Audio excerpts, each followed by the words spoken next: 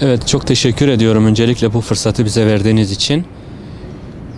Beyaz Baston Görme Engelliler Haftası biliyorsunuz Dünya Görme Engelliler Günü Beyaz Baston Haftası olarak 7-14 Ocak tarihleri arasında kutlanmakta. Tabi buna kutlanma denir mi bilmem ama çeşitli vesilelerle görme engelli insanlarımızın anılması anlamında, farkındalığın artırılması adına bu haftanın büyük bir öneminin olduğunu düşünüyorum. Hem dünya hem de ülkemizde de özellikle son zamanlarda bu konuda ciddi anlamda bir farkındalık oluşmaya başladığını düşünüyoruz. İdeal anlamda istenilen noktada mıyız? Hayır.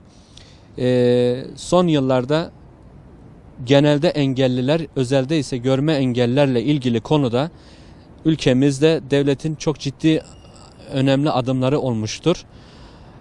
Ama bunları tabii ki yeterli bulmuyoruz.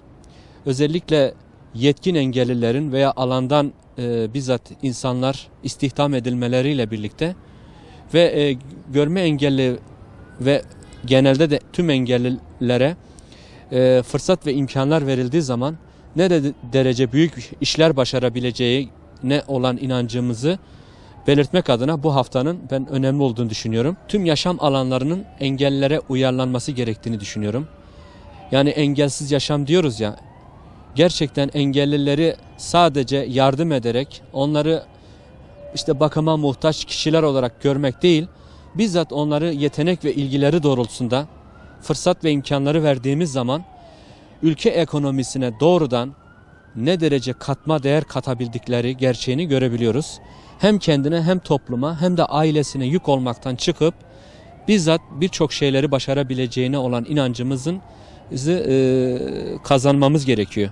Yani örneğin ben kendimle ilgili konuda haya ederim, yani utanırım açıkçası, ama ne derece başarılı engellileri az çok siz de görüyorsunuz.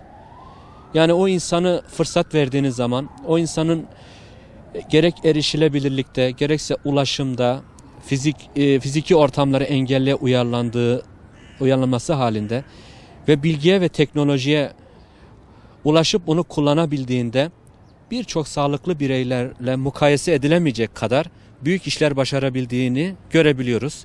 İnanın Peygamberimiz zamanında Peygamberimiz Aleyhisselatü Vesselam'a defalarca vekalet etmiş bir Abdullah İbni Ümmü Mektum var örneği. Yani bunu söylemek istiyorum. İnanıyorsanız üstünsünüz diyoruz ya. Yani inanmak birçok şeyin başaracağınız birçok şeyin yarısını halletmişsiniz demektir. Diğer geri kalan zaten arkasından geliyor. Denemeden bir şey olmuyor gerçekten. Yani konuşulacak, söylenecek o kadar çok şey var ama özellikle engellerin erişimini sağladığınızda, engellerin eğitimini, engellerin bakımını, engellerin rehabilitasyonunu, engellerin toplumla iç içe yaşaması, bir arada yaşama kültürü, bunlar olduğu zaman engelliye bizzat yardım etmek yerine engelliden istifade etmiş oluruz. Örneğin işte kaldırımların, yolların, caddelerin, işte toplu taşıma araçlarının vesaire, toplu taşımayı işte sürücülerin, bunlarda bir takım sıkıntılarla karşılaşmıyor desek yalan olur. Yani örneğin durakta beklerken, örneğin işte otobüsün içinde belediye bizzat kontrolünde olan o turuncu otobüsler biliyorsunuz, seslendirilmiş iç kısmı. İşte B18 deniyor örneğin, Seyrantepe'ye giden veya işte hangi durakların olduğunu söylüyor ama bu toplu taşıma araçlarının tümünde yok. Ya da işte karşıdan karşıya geçeceksiniz, örneğin seslendirme yapılması gerekiyor. İşaretlerin, yani örneğin karşıdan karşıya bir yaya geçidinin görme engellinin çok rahatlıkla geçebilmesi için örneğin bir seslendirme olayının olması lazım. Bu Ankara'da, İstanbul'da var. Var mı? Var. Ben bunun Antep'te de olabileceğine inanıyorum. Şoförlerin örneğin belli aralıklarla hizmet içi eğitimden geçmesi gerektiğini düşünüyorum. Yani yaşam alanlarını engelliğin beklentilerine göre, yani her engellinin biliyorsunuz güçlü ve zayıf yanları var. Görme engellininki ayrı, işitmeninki ayrı, zihinsel engellininki ayrı. Yaşamın tüm alanlarını engelliye uyarladığınız zaman sorunların büyük ölçüde ortadan kalktığını görebileceğiz elbette ki. Karşıdan karşıya örneğin geçerken şoförlerimiz örneğin bir görme engelli ve elinde baston.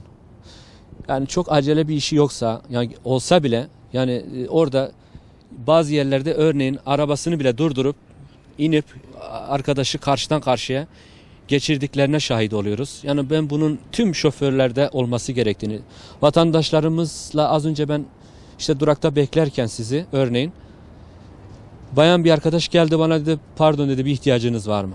Yani hakikaten hoşuma gitti. Çok ciddi bir duyarlılık. Güzel bir olay. Düşünün bu tüm insanlarımızda olmuş olsa şu ülke çok daha iyi olur. Hem birlik ve beraberlik anlamında hem birbirimizin sorunlarını göğüsleme anlamında. Yani inanın her şeyin başı eğitim diyorum.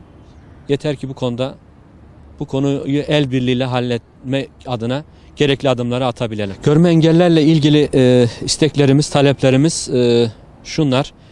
Engellilere karşı ön yargıların kırılması için ne gerekiyorsa el birliğiyle başta devletimiz olmak üzere tüm kurum ve kuruluşların, tüm sivil toplum örgütlerin bu noktada gayet hassas olmaları gerektiğini düşünüyorum. Ya görme engellidir, ona acıyarak sen de ne yapacaksın, yani onu yormayalım değil. İnanın onu bizzat hayatın içine katalım. Yani görme engelli insanlarımız başta olmak üzere yani hepsi tüm engelli insanlarımızın mutlaka birçok şeyleri başarabileceğine inanıyoruz. Ama yeter ki engellilerle bir arada yaşama kültürümüz yerleşsin. Yani insanları toplumun içinde toplumdan koparmadan, tecrit etmeden bir arada yaşadığımız zaman engellerin topluma uyum sağladığını görüyoruz. Yani altı çizilmesi gereken en önemli şey engellerin topluma uyumunu sağlamak değil mi? Eğer engellerin topluma uyumunu sağlamaksa sürekli yani işte görme engeller okulu, zihinsel engeller okulu, işte engeller köyü, engeller ormanı değil, engelsiz ve her alanda engellerin çok rahat toplumla bir arada yaşayacaklarına yürekten inanıyorum. Örneğin sınıfta ben işte engelli bir aile gelip de ben engelli bir çocuk istemiyorum. Benim çocuğumun başarısı düşer gibi bir şeye kapılmasın. Tam tersi çok olumlu şeyler kazanacaktır. Bazı şeylerin farkında değiliz. Yani engelli bir insan benim sınıfımda olduğu zaman benim çocuğum daha çok fedakar olacaktır. Fark etmediği güzel şeyleri daha çok görmüş olacaktır. O yüzden biz bu dünyaya bir imtihan için gelmişiz. Bunu unutmamamız gerektiğini düşünüyoruz.